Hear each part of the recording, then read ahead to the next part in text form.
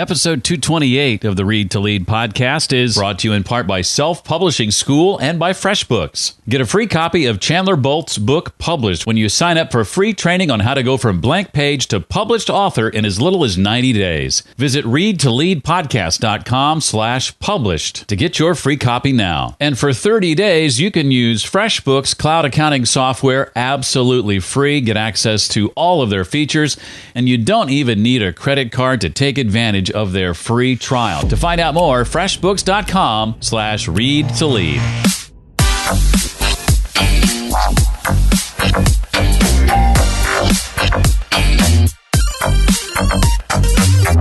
If you really want a deeper, more meaningful relationship and you want an offense and defense against some of the toughest things we all are concerned about as parents, like addiction or things like that, quality time is your biggest source of strength. Hey there, welcome to the Read to Lead podcast, the podcast dedicated to your personal and professional growth. Going to get a little personal today, more on that in a moment. My name is Jeff, and I believe that if you desire to achieve true success in business and in life, then intentional and consistent reading is a must. And here at the Read to Lead podcast, going to help you narrow this ever-important reading list and bring you key insights and some of the main ideas from today's most successful and inspiring authors and their books. Today, we'll sit down with a guy by the name of Jim Sheils, author of the book, The Family Boardroom. You have 18 summers to create lasting connection with your children.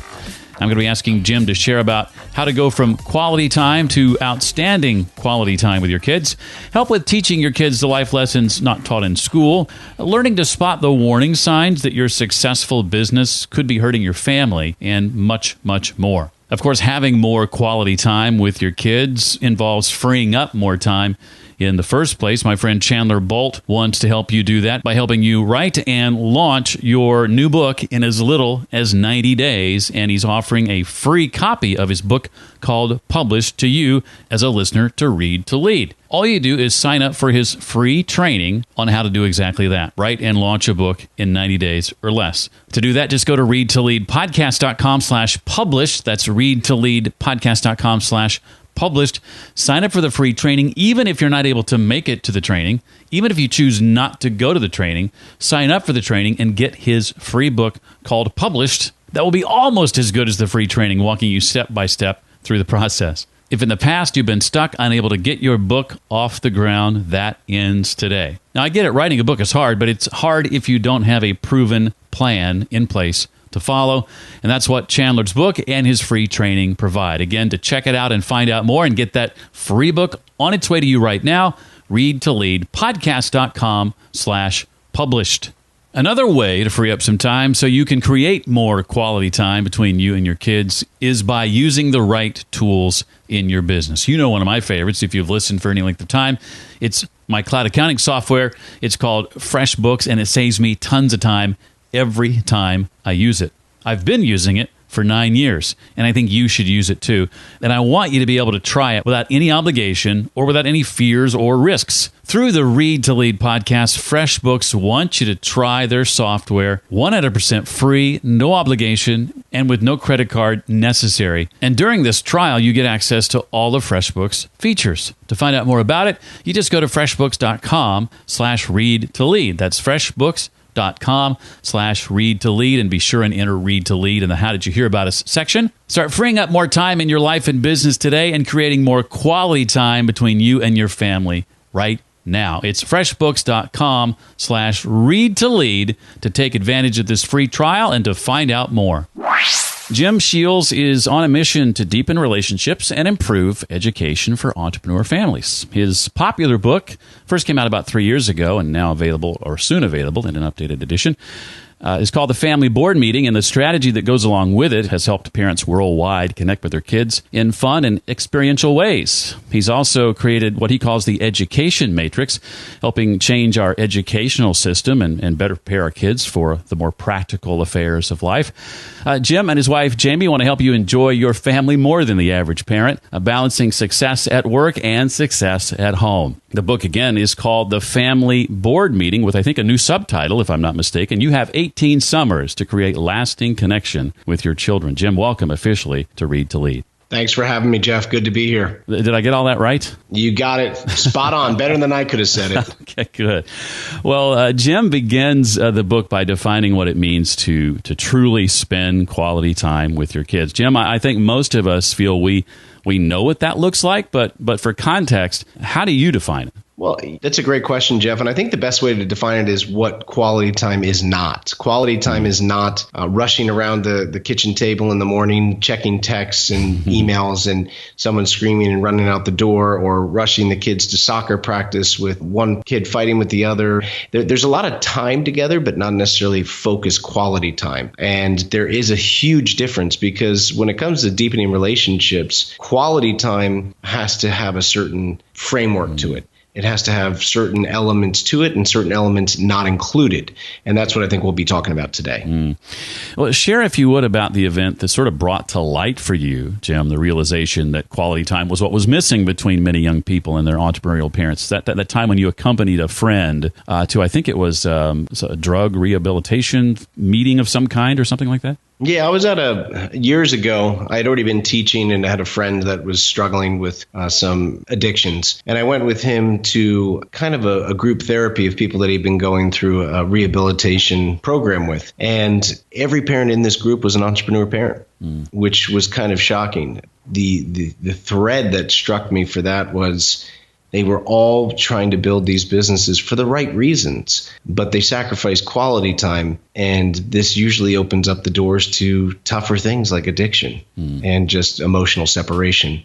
So what I found was right there is, hearing about these people that could pay for the most expensive rehab centers and help, and nothing replaces quality time. Not when it comes to parents and their children. You can't sub it out. Money can't replace it. Fancy private schools, the top rehabilitation centers in the world. If you really want a deeper, more meaningful relationship, and you want an offense and defense against some of the toughest things like we all are concerned about as parents, like addiction or things like that, quality time is your biggest source of strength by far. Well, I think when we hear that phrase, quality time, I think most of us think that creating more of it with our kids sounds easy enough, but Jim says many of us don't know how to create outstanding quality time. Jim, what does one of these family board meetings that help us get to that outstanding place? So what do those typically look like? Yeah, well, what I basically did was years back set a very clear intention that my family was going to be more important than my biggest investors and clients in my business.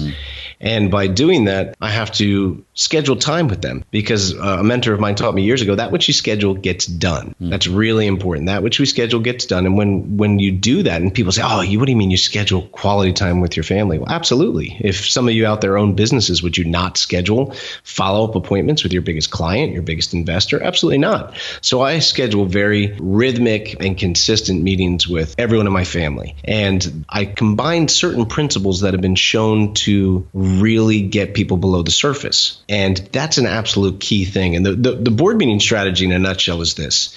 What it started as is I put myself in a position to have very clear rhythms with my family. I have about 4 or 5 that I stay with very consistently, and I know that keeps my family life grounded. Of course, there's more work around it, but there's about 4 or 5. And one of the most important ones that I found is the board meeting strategy with my children. And what that means is every 90 days, I'm having a day or at least 4 hours uninterrupted with each one of my children every 90 days. And there's only 3 guiding principles to it. And that's one-on-one without electronics, and a fun activity with focused reflection, a fun activity of their choice. And that last line, fun activity with focused reflection, well, that's just the shortest definition there is for experiential education. And experiential education is the most powerful form of learning on the planet. It's been proven. It's just a little harder to set up, takes a little more time. But when you do it, the results are dramatically better. I'm just using experiential education now to make sure I'm staying grounded and consistent with each one of my kids and get me below the surface. And most people use it for other things. I use it now to deepen the relationship with my kids. Now, speaking of which, talk, if you would, about your son Alden and the challenges he faced as a young boy, Jim, and the dramatic change you saw in him within just a year after you began applying this technique. Yeah, about 8 years ago, I fell in love with the love of my life, my wife. We met, hit it off instantly. She was the director of a Waldorf preschool. I was always into education. I was an entrepreneur. We hit it off right away. But when I got the chance to win her heart, I got the chance to win the hearts of two beautiful little boys because she was divorced with full custody of Alden and Leland. They were 7 and 5. It was the biggest blessing of my life. But even though we hit it off famously right away, both the boys had trust issues. My wife's first marriage was not a good situation involving lots of things of alcohol and addiction and just things that no one should have to go through. But love her more than anything. She's my hero. She stood up, got away, got full custody. And the boys were wanting a father figure. And it was a big situation for me because I was running two businesses and I wanted to give them time. And where we were at was it had been especially hard on my older son now. They've both since asked me to adopt them years ago, and I did, which was phenomenal. But Alden had the more of the struggles. You know, when I first came into his life, he was a terrible student, close to failing. He was put on the spectrum, and I can't stand that word, the spectrum at school for autism, and he suffered every night from something called night terrors. And if you don't know what those are, you're lucky because it's when your child wakes up in a half-conscious state, screaming and actually terrified. It can take you hours to get him back to bed. I've been accused of being an unrealistic optimist in certain situations, but I absolutely knew, Jeff, that these could change. And we started to just say, I got to spend quality time with him. He needs to, feel trusted and safe and have some fun. So that's really where wanting to make sure with all the responsibilities I had at work that I was going to be successful at home with this new almost instant family. I didn't know the boys were going to ask me a year and a half later to adopt them. What a gift. But I wanted to make sure I was there for them. And we started to put that board meeting into practice, that simple rhythm. Every 90 days, I was getting together with him for the day, one-on-one, no phones, and just doing a fun activity of his choice. And we'd spend some time talking at the end. That's the whole system. It's just creating the space for quality time, for real connection, for real communication. And within a year, and we saw the breakthroughs happen. You're saying, wait, that's only 4 meetings a year. Yeah, but what happened was the time in between got that much more special, got that much more comfortable. And the breakthroughs of words that could be shared at that time where no phones are around, we're one-on-one, we've just had a fun activity together. I mean, it goes together like a peanut butter and jelly sandwich for relating with kids. It does. That's what people tell me.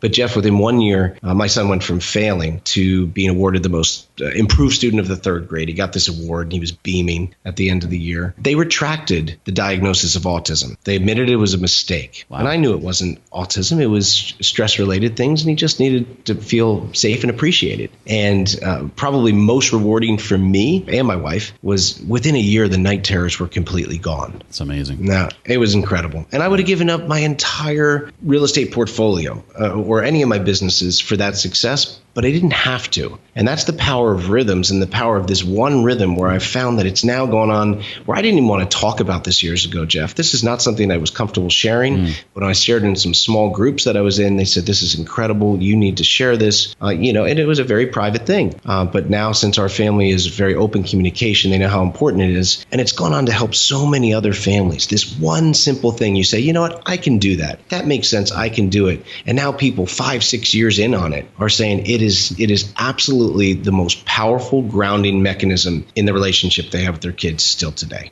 I want to throw a curveball at you here a bit. I was texting, sure. I'll leave the name out of it, but I was texting with someone I know yesterday, and I sent them images of a couple of pages from your book as I was reading it, and about the concept of the family board meeting. And this particular person has a teenage son who's 15, a daughter who's 13, and she's really struggling with the son. And in response to some of these pages I was texting her, I hope that's okay.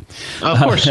No problem. Love to get your feedback on this. She says, I completely agree when referring to younger children. However, I'm learning that teens are a beast all their own. I try to get my son out to do fun things, i.e. anything, but the only thing he wants to do is tech. When I try to do that with him, to connect with him, it doesn't work. Some teens want nothing to do with their parents on principle. The more you try to connect, the more they pull away. She finally says, I drag him out often, but that's all it is, dragging. He goes and sulks and complains and can't wait to get back home to gaming. One of my goals this year is not to nag him so much. He hates it, and it doesn't accomplish anything anyway. So the next time, if you smell him before you see him, you'll know why.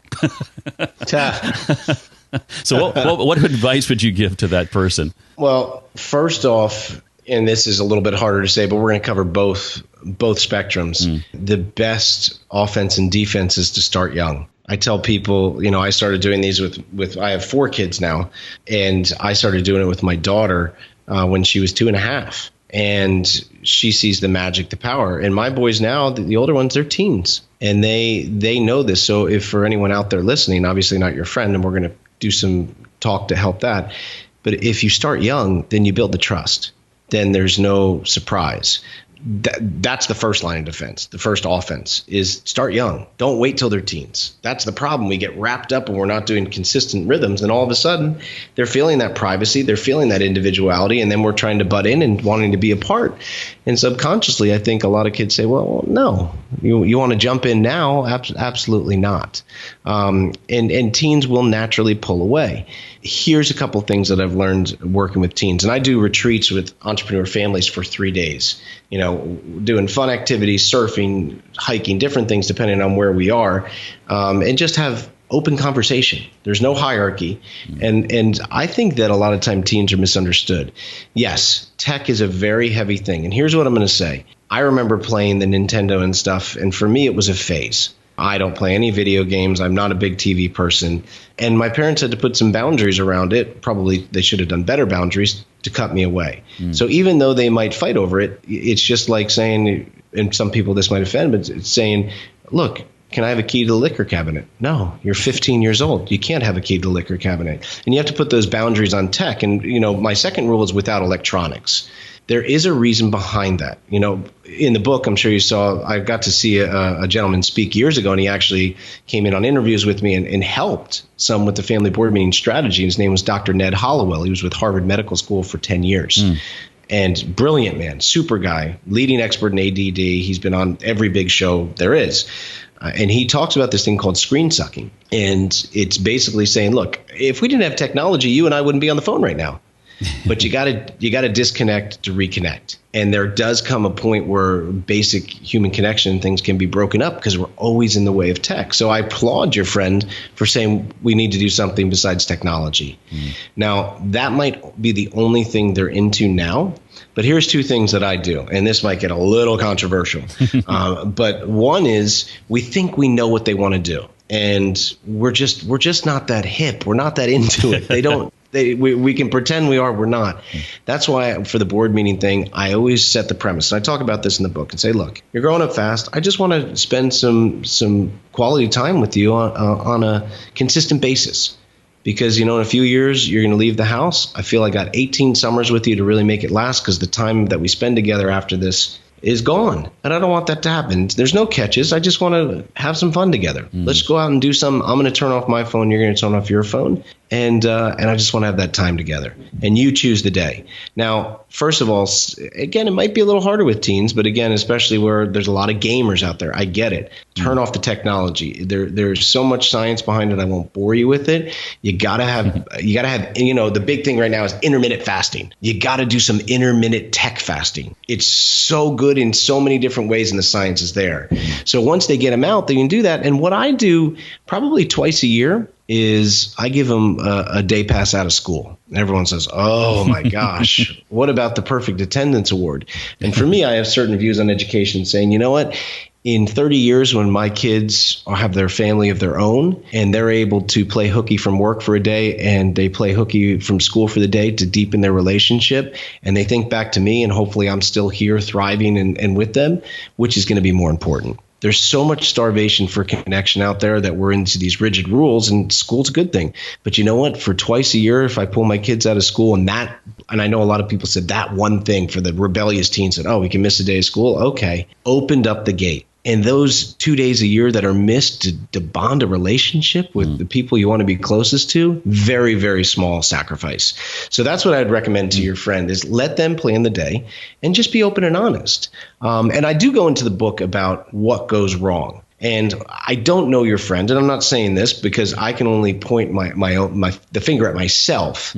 If you go to hang out with a teenager, and all you have is like interrogation questions or 50 lectures on the way that they need to improve their life, why would they want to spend the time with you? We have to discipline. We have to keep certain boundaries in family life. And that's our responsibility. But a board meeting day, With my sons, who are now will be 15 next week, and then almost 13 in the fall. If they got in trouble last week, that's not being talked about on the board meeting. If they had something wrong with at school, that's not what this time is for. If I think they're slacking or not listening to that's not what this is for. That's not what this time is for. This is quality time. You can discipline later. This is to have fun and connect and just maybe leave things open for some vulnerable conversation. It might not happen, but I can talk about how it might happen. And usually that's something most parents don't want to do. And that's you have to take the first step. Jim, are there other ways that you and your wife go about teaching your kids life lessons that they're not likely to learn in school? Yeah, I'm really passionate about learning.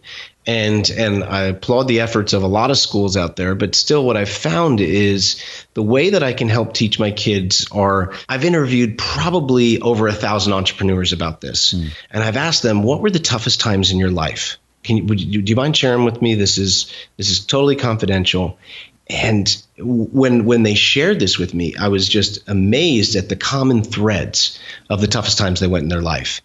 Periods of loss, rejection, abuse, times of heavy mistakes in their life that went against their core values that just ate them up for so long.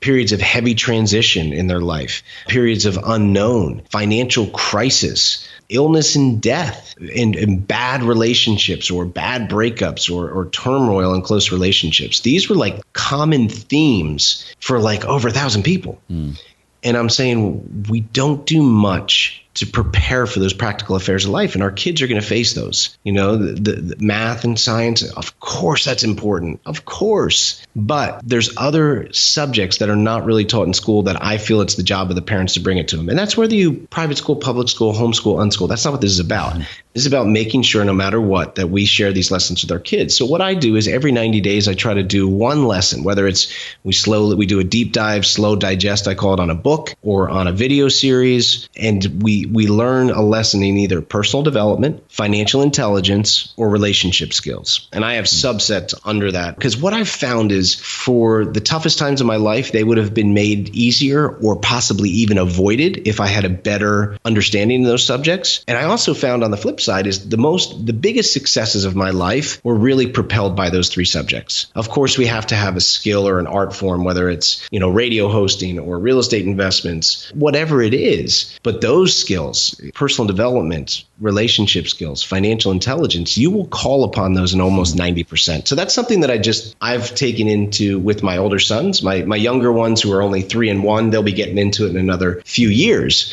But I feel that if I can drip one lesson, one powerful lesson every 90 days, I'm building that wall slowly. So by the time they leave the house and they're 18, 19, they're not just being exposed to it. Like, I had to find those subjects in my mid-20s, falling backwards into them, figuring out I didn't know it. But if I can get it to them now, they're going to have a much better grasp on what's really important and how to handle themselves in the real world. Well, Jim, for those of us who are freelancers and entrepreneurs, what are some telltale signs that our business success is hurting our family? What are some things we need to watch out for? One of the most telltale signs is guilt and depression. So when I ask people, how do you feel when you're not spending enough quality time with your family? And they'll say, oh my gosh, it's October and I feel like I really haven't connected. Yeah, we went on a vacation, but it was a week and it was so crazy. I said, well, how does it make you feel? And they said, guilty and depressed. Almost everyone says that. We all feel that, including me. That's a sure sign of things not being settled. And you got to listen to that. And I ask simple questions. Do you know the names of your kids' best friends? What are they doing? Because what I've found is for freelancers, for entrepreneurs, business owners, we get really good at delegating, which is important for business, but we almost start to delegate ourselves out of home life. And this is something I challenge people to examine. Have you overstepped that? I take certain principles from business and bring them home, and it's been really successful, like rhythms. I have certain rhythms in my business that if I do every week, it helps my business stay grounded, consistent, and perform. Same thing at home. But we have to make sure that we're not completely delegating ourselves out of home life, to a grandparent, to an older sibling, to a spouse, to a nanny or a babysitter. And then we feel like, why do we feel so disconnected? Why do we feel like we're half strangers? And that's the sad thing, Jeff. If you look out years, so many people I've worked with, I've done the retreats for about 6 years. We can run so hard and fast up that entrepreneurial mountain with the best intentions, but then you stop and look around. And sadly, sometimes your family's gone. But even worse, and which I see happen more often, is they kind of view you as a stranger. And no one should have to live like that. And what I found again is ask yourself, do I have certain consistent rhythms daily, weekly, and a few monthly? And again, this isn't about having 57 rhythms. I'm talking 4 or 5, maybe, or 3 or 4 that you consistently stick to create the space to have those relationships at home. And if you don't, that's okay. You can start to implement them now. The family board meeting is one of my best, Jeff, and I'm sure with your wife, the most powerful thing I've been able to do with my wife is date night with a question. Every Wednesday night, like if you had said, Jim, could you do this interview Wednesday night between 5:30 and 8:30? I'd said, Jeff, I got a really important appointment already booked there. Can't do it. So every Wednesday night, without our kids, because we need our own space to reconnect and continue dating, my wife and I have date night. And we call it date night with a question. What we've decided to do is none of us want to get stuck on the surface. I've had too many things happen in my life. 8 years ago, I donated a kidney to my father, and it took me down a road of mortality because I had to sign a sheet of paper saying you might die if you do this. We both lived. It went great. But from that day on, Jeff, I said, I'm not going to live on the surface. It doesn't make sense to me. I don't really care about just talking about the weather. So the way that my wife and I challenge each other in a good way to connect is we say date night with a question. We look up together one deep, powerful question, not like, what is your favorite color? I'm talking about, name a time that you felt like I really disappointed you and why. And you got to have some big, openness to hear that sometimes. Yes, you do. And there can be jolly ones. Like we went on a 5-week family adventure this summer. I really try to do that every summer with my kids. And the last week it was like, what were the highlights of our adventure this summer? But that way it gets conversation going. But if you pick one question, there's plenty of them out there on the internet. Between date night with a question and quarterly board meetings with my kids, and again, I have about 3 or 4 others we stick to, but those two, if people just started with those, I think they'd be amazed at where they could be in 6 months. Similarly, my wife and I have a Wednesday date day where about 4 hours in the middle of the day is blocked out. But one thing I realized while reading your book is that I'm not doing a very good job. I should treat that like the board meetings and put away the phone and not be interrupted and give my wife my full attention, because I often find that she'll look at me and she'll say things like, do you really have to be checking that email or that text? And we've all been there. And that's the problem. And I talk about that in the book. If like on a board meeting or date night, if you take one text, one email, basically, and not meaning to do it, you're saying, well, I'm doing this because I'm providing for the family. I get it. But the person across from you is feeling like whatever you're working on is more important than them. Yeah. And that's where that intermittent tech fasting has to come. And I can tell you, once you start to turn off your phone, Jeff, for 3 hours here, 4 hours there, it's scary and liberating at the same time once you get through it. It feels so good that you've honored the person that you love the most to do that. And you haven't been pulled out, because you know as well as I, Jeff, in the beginning of date night, I might have brought my phone in with me. And you get that one text about a project you're working on where it's taken a total left turn. And now your head is out. You're angry. You're like, oh, what the heck? And so how present can you be? Right. So a lot of people have come to me and said, can I follow these principles with my wife, for the family board meeting? I said, yeah, but I don't do them quarterly. With my kids, I do them quarterly. We do other things. Date night with my wife is weekly. And my phone is not invited on date night. Absolutely not. No one needs to talk to me when I'm trying to connect with the person most important. Yeah, good lesson. Very good lesson. You mentioned a moment ago the retreats. I'd love to give you an opportunity to share a little bit more about those and help get the word out about this. Can you describe what one of those is like? Yeah, I mean, we do different workshops and retreats. I've been brought in by groups like EO and YPO, and then I host my own retreats from different entrepreneur masterminds I've been with. And we usually get together for like 2 to 3 days.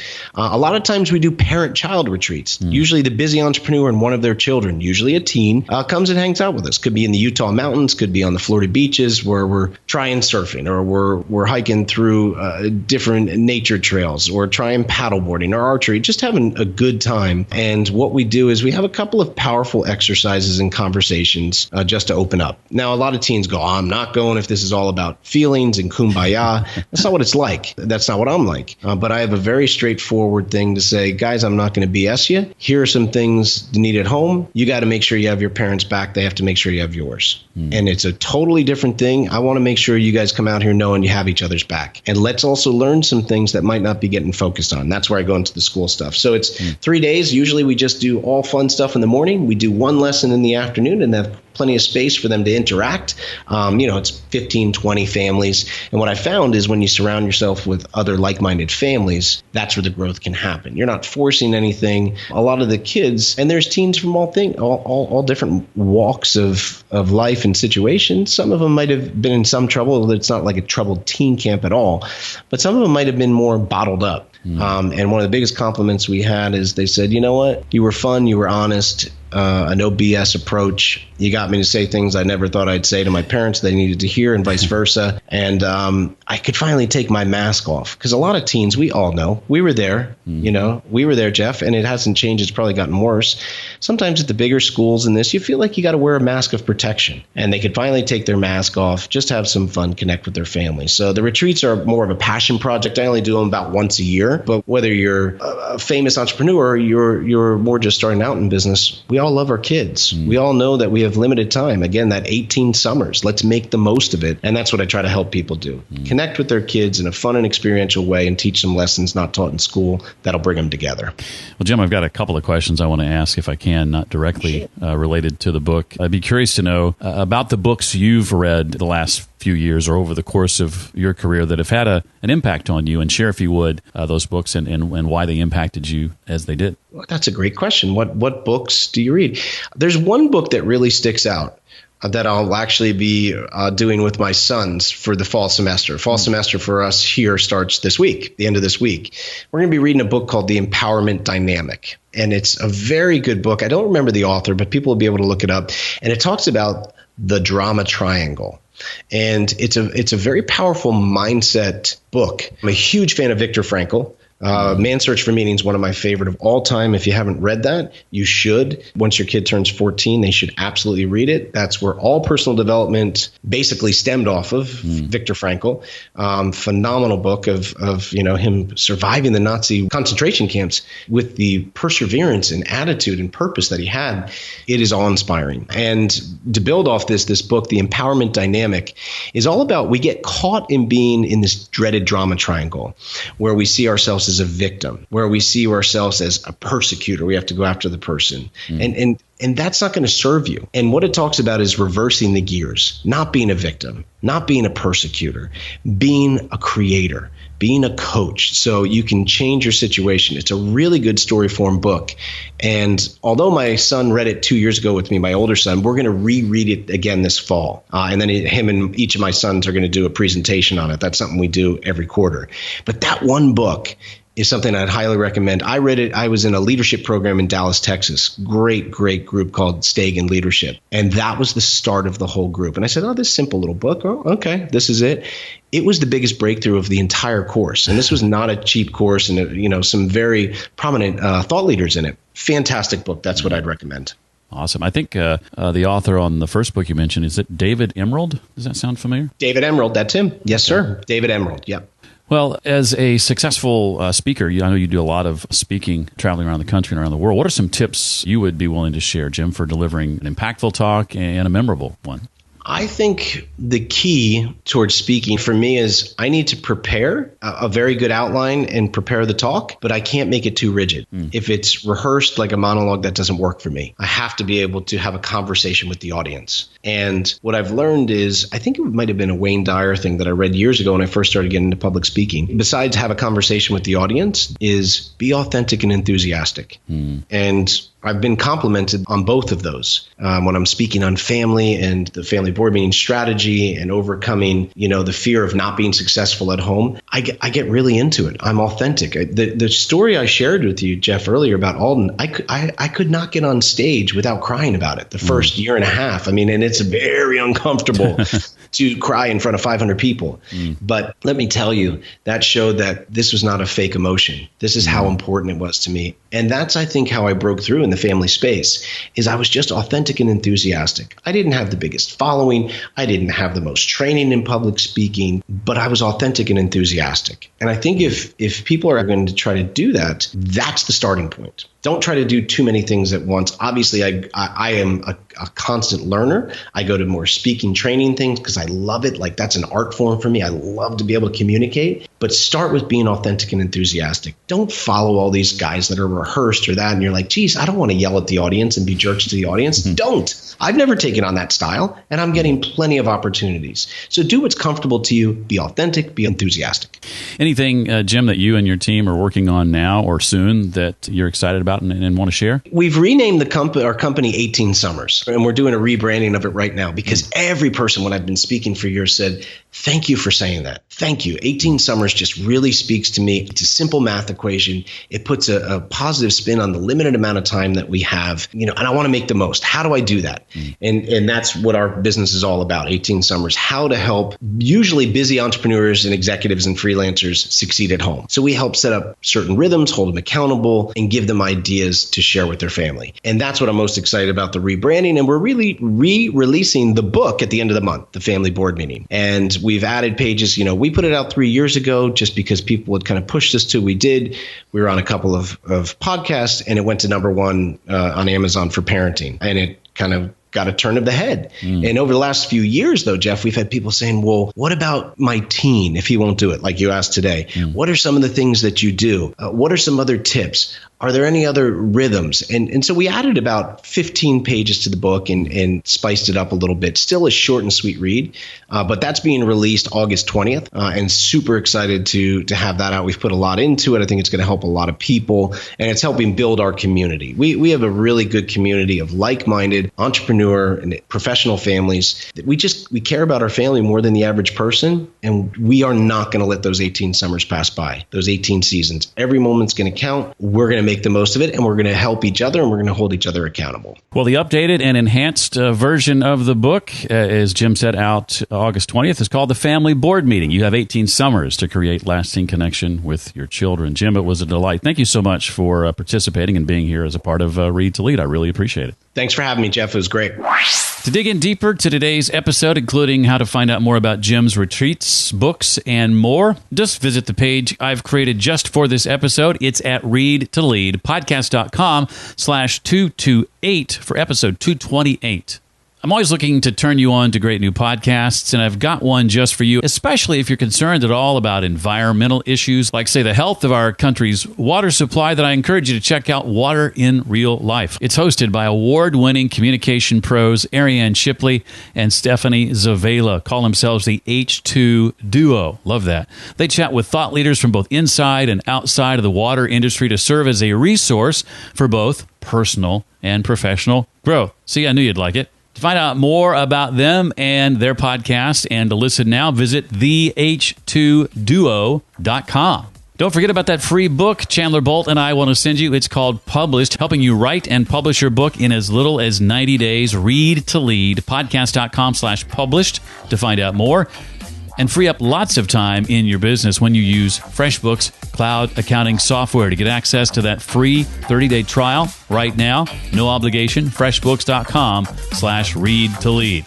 Finally, if you are one of those who answered the call to nominate Read to Lead as Best Business Podcast, I have good news. Read to Lead has indeed made the cut and is one of only 10 business podcasts in the world to be nominated Best Business Podcast at this year's Podcast Awards in September. Now, a committee will determine the winner, but it took you taking action and nominating the Read to Lead podcast just to make it into that group. So thank you very, very much. I really appreciate it. Well, that does it for this week. I look forward to seeing you next time. Until then, remember, leaders read and readers lead.